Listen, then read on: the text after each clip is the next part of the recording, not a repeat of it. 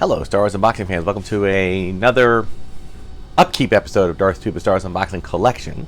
I am your host, Darth Tuba, and thinking of rebranding, by the way. I was just having a thought about that. I feel as though Darth Tuba Star Wars Unboxing Show is a little too on the nose, and we haven't done a ton of unboxings. You know, it's been a little bit of unboxing, a little bit of collecting. So I'm looking to branch out. I want to try to find a new name for the channel. I'll still be Darth Tuba. I'll still be the host, and everything else about the channel will probably stay the same. But I'm just looking for some ideas. So if you have any ideas you want to put up and a suggestion, I will give you full credit, and we'll go from there. I'm just going to workshop some ideas. Anyway, why are we having this episode today? Well, it is the weekend, and for most people, weekend equals weekend warriors, where people get around their house and they tinker and they work on things. I am no different when it comes to the Star Wars collection. I would like very much to tinker with and work on some of the displays and do a few things, maybe do a little cleanup and that type of thing. So that's what today is all about. We have a couple of little mini projects that we're going to try to do. I don't even know if they're going to get done correctly. We'll have to wait and see. One of the things I'd like to do is try to get more of these rope lights installed. I don't know if I want to install them up here, because you can see here this area at the top here. It's kind of wasted space. So in a way, I'm actually considering a different type of thing for this. I might want to, I'm actually thinking in some ways of maybe building another shelf, but only maybe one that goes up like 6 inches, and then I'm going to just move it across the top, so that I have a little bit of space there. But the other thing to consider is that even that, I don't know if I'd see much. So I'm thinking about just maybe moving a lot of the stuff that you see here to other areas and just letting this, maybe leaving this for a larger thing and a couple of large pieces. I'm wondering if this Star Destroyer, if I cut my legs, my stand here a little short, if this Star Destroyer might actually fit up top like that, you know what I mean? Something of that nature. Or maybe put some of my lunch boxes and things just around the front edge, around the outside of it, just to kind of give it some, because this is a wasted amount of space. Now these up here are my models that I worked on in the 70s and 80s mostly. They're not all that great. They're falling apart. These plastic styrene kits from the 70s and 80s, they're not really meant to be forever and ever. I wasn't a really good modeler to begin with, so I want to find some places to maybe do some more lights. I was thinking about seeing if I could get some lights extended like right here, like on the top of the thing. But the problem is that it's really not an easy thing to do. I don't want to do a lot of cutting and pasting. Like this light fixture that's in here is working great. It's holding together. It looks great. It does, when I turn it on, it always flashes colors, but I just hit this one button and it just changes color. So this was great. I had another one over here, and this one I actually pulled it out. I did not like it. It did not work. I still have the there's the power cord for it. It just didn't work. I don't know why. I don't know. It wouldn't turn on. Nothing worked with it. So I just yanked it out. And I didn't pay that much money for it, so I'm not that concerned. Okay, so it's a little dark over here. So another thought I had was, I have an outlet kind of right there, which would be perfect to install some more of these lights. So this is, I think, probably where I'm going in this moment with the lights. And we can see how that goes. In addition, I mentioned in a previous episode my ingenious idea here for hanging the figures, unfortunately, has kind of come to a bit of a dead end, because they just keep falling, and it's mostly coming from this row. Okay, and you see I have a piece of tape here. So what I think I'm going to do, I have tape on other ones down here, like kind of all the way down, right? It goes down to here, here. Then you'll notice here, I actually switched it up to little hooks, okay, which seem to, well, mostly last longer. I mean, they seem to be sticking. So I'm thinking about maybe doing that, starting with this row, and putting all these on hooks, and then pulling out this tape altogether. So that's another project that might happen today. We'll see how much time the lighting takes. Now over here I have a lot of stuff kind of happening, and believe it or not, there is kind of an organization to it that I like. I've seen a lot of people put light strips kind of in the front or even in the middle of these in the ceiling, tape them to the top, and kind of work their way down. And they're very clever. You know, they put like just this much light, and then it maybe they bring it down here, and then this much light here, and then they bring it down here. I don't want to get heavily involved with that, and I'll tell you why. There is no power.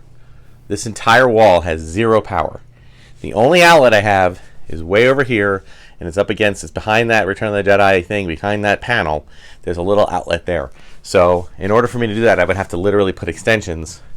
And I had that here when I used to have a TV down here, but I didn't like it, especially when it floods. It's an accident waiting to happen. It isn't safe. So I don't think I'm going to go down that road. I think I'm going to leave.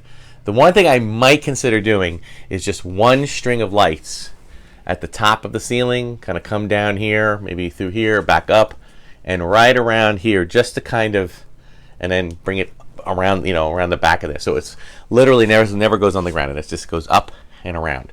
I don't know if I'm going to get to that today. I don't actually think I have enough lights for that. I think I'd rather start with the other room and go from there.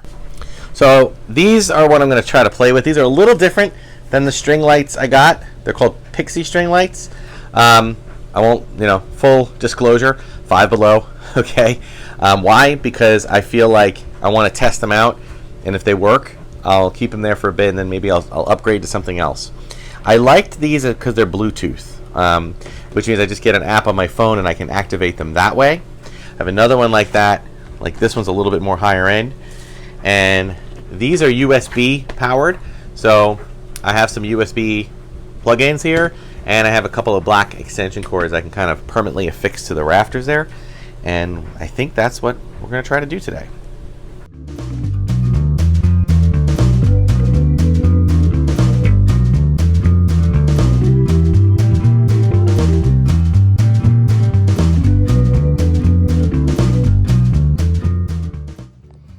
Okay, so overall, I'm pretty pleased with it.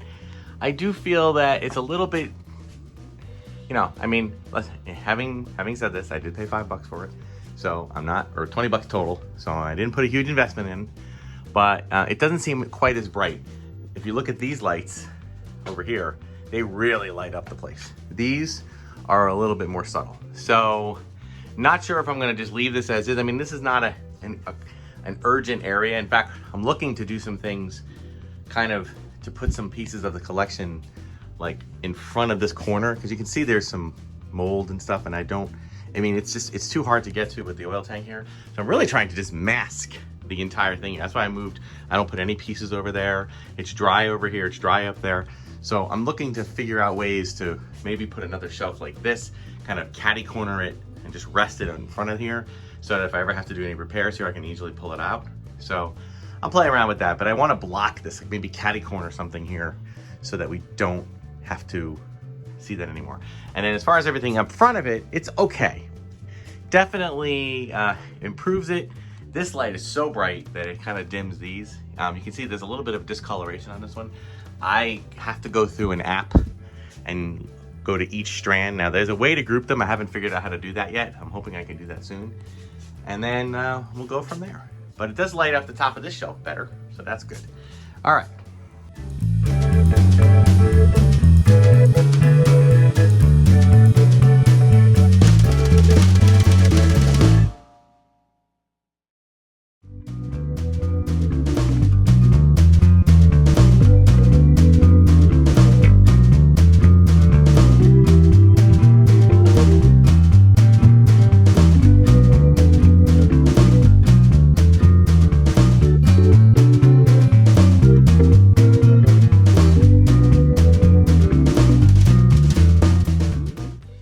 Okay, so this one fared a lot better.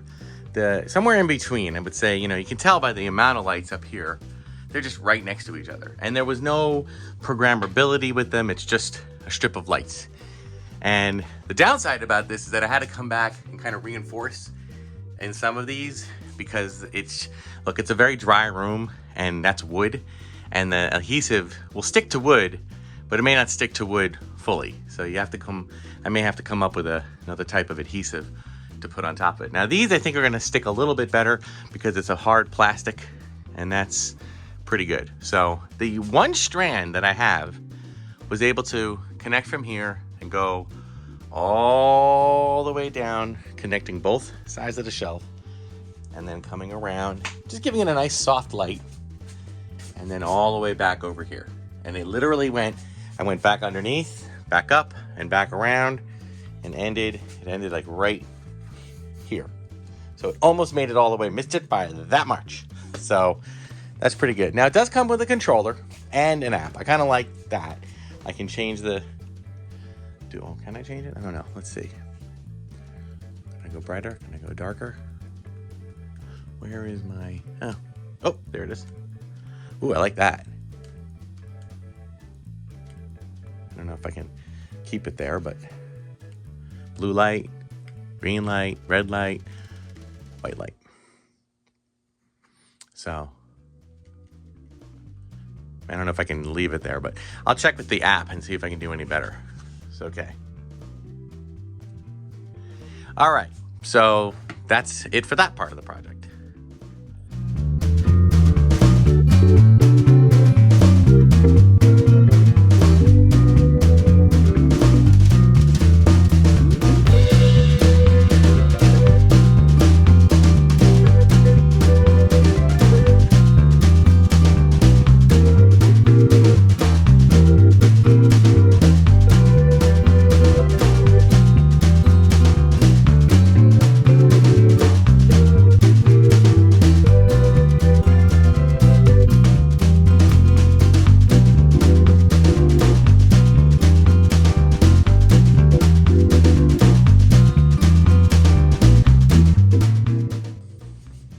Okay, so you can see we now have those, whatever they call them, command strip hooks.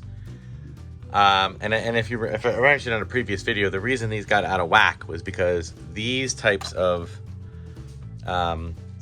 figure holders are a little bit bigger. You can even see here they're kind of the same. They're the same. They're at the same bottom, but this has a lot more height than this one by probably a good 1/4 of an inch. So if you set these up, they only work with either all of these or all of these. And figures, especially in the 2005 to 2010 range, those figures ranged in size and often included extra accessories like these stands. Like you can see back here, this flame stuff and everything that made it just a little bit more challenging. So, but overall, I just take the little things. I know, folks. I mean, look, there are plenty of people on social media groups and whatnot that do amazing things with their collections, and they put a lot of money and a lot of effort into it, into the display and everything else. I'm very proud of what I do, on a shoestring budget. Okay, the kind of things that I'm able to do, but it is very piecemeal. It is very, in some cases, haphazard. That type of thing. But I'm pretty happy with it, and I appreciate the comments. Those that occasionally I get the critical comment, and that's fine. Feel free to be. It's okay. I'm not taking it personally. I understand that you may have a different opinion about how one should display. Again, some people have had issues that I've even unboxed at all, which I find hilarious because they're toys. But nonetheless, it's something that, I certainly hope that anybody who has collect. I mean, I'm fortunate enough to have, this whole room, this room, which is also a laundry room, my little tool area, and the boiler room, which is huge. I mean, most boiler rooms are very, very small, but this room is literally, the boiler room the boiler part takes up about 10%. 20% if you include 15% if you include the water heater and the oil tank. So there's a lot of space here, and this does allow me flexibility. But nonetheless, I still like to make the most of space that I have. Now, one of the things that's a downside about these lights is now that I've done this, I've kind of locked in the use of these. I can't do, say, shorter things like I did over here behind my little fan here, okay, from a previous episode, right? However, I do think I'm going to get another one of those strands, hook it up to there, and run it all the way down to the bottom so I can light these a little better. I might actually do them like from the back and the front, because you can see this goes back pretty far. I think I'm getting some backdrops too. Like I think I want to get measure this space back here and get just a cardstock printout of like the outside of the Jedi Council, that type of thing. But we'll see. So there's our lights. There's our lights. The only downside is that none of this is hooked up to one switch. So, I take my weird Mexican Chewy hat and put it back. None of this hooked up to one thing. So when the time comes for me to have to unplug, here, I'll show you how I unplug it all, right? I got this one. Let me get it up here. There we go. That's pretty easy. And then I walk over here. There's a pull string here. And then here's a light switch here. And this one here. And as you can see, these are still lit. I have to literally go into an app and turn them off. There is a physical button I can hold down on each of those USB plugins, but as you can see, they're a little hard to get to, so it'll be easier just to deactivate them from my area. So anyway, so there we go. That is that. I hope you guys got something out of it. Again, plenty of other episodes on the horizon. Wow, look, there's a hole. I gotta fill that with something. But, check out all my other content. And check out all the content on Red 5. Thank you, Red 5, for supporting the channel as always. We'll see you in the next video. Until next time, may the Force and the toys, however you display them, be with you.